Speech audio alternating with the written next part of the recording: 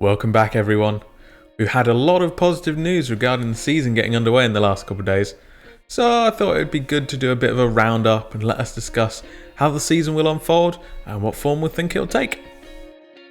Firstly, let's start with the current schedule for the season.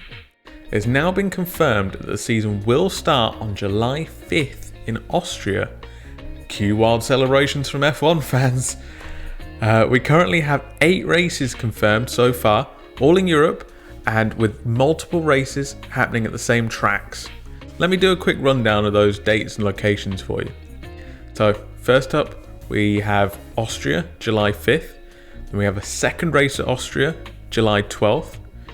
And then we head across to Hungary, July 19th. And then we're over to Britain for August 2nd.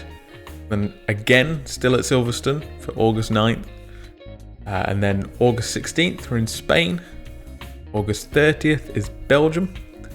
And then September 6th is the Italian Grand Prix. So, now you might be thinking, that's not a lot of races. But don't fear, discussions are ongoing surrounding the remaining races.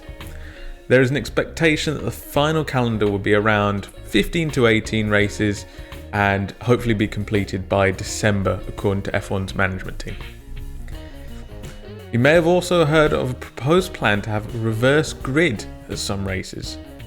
This proposal includes sprint races instead of qualifying for the second Austrian and British Grand Prix, much like the lower formula, but this proposal has the results of those sprint races flipped for the starting grid of the main race. Personally, I think it would have been a good opportunity to try some new and interesting things out on an already strange season. Sadly, Mercedes team principal Toto Wolff doesn't agree with me and has vetoed the idea, so we won't be seeing it unless changes are made that Mercedes can get behind. All teams must unanimously agree for new changes to be introduced, so until that happens, we'll be racing under normal qualifying and racing conditions. One of the main concerns about the races going ahead is health and safety. After all, we are still in the midst of a pandemic, so the FIA has announced extra measures to keep everyone safe and healthy. Firstly, there will be no fans at the races. This is probably the most obvious change for us as fans. It's going to be sad to see empty grandstands, but completely necessary, of course. There's also COVID testing before the event and every 2 days after that. All travel for the teams is separate, with chartered flights and dedicated buses to ensure there is limited contact with the public as possible.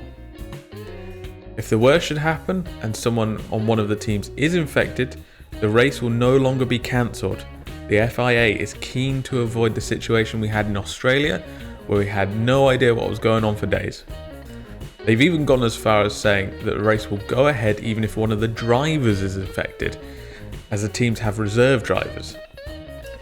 Now, I'm not too sure how I feel about this point.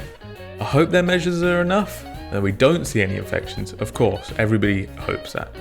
But we should still have the same stance as we did before, that the health and safety of the staff and the teams coming first. Overall, it's very exciting news that in a month's time we'll be racing again. It'll no doubt be a little strange, but I can't wait to see the teams and drivers back on the circuits again.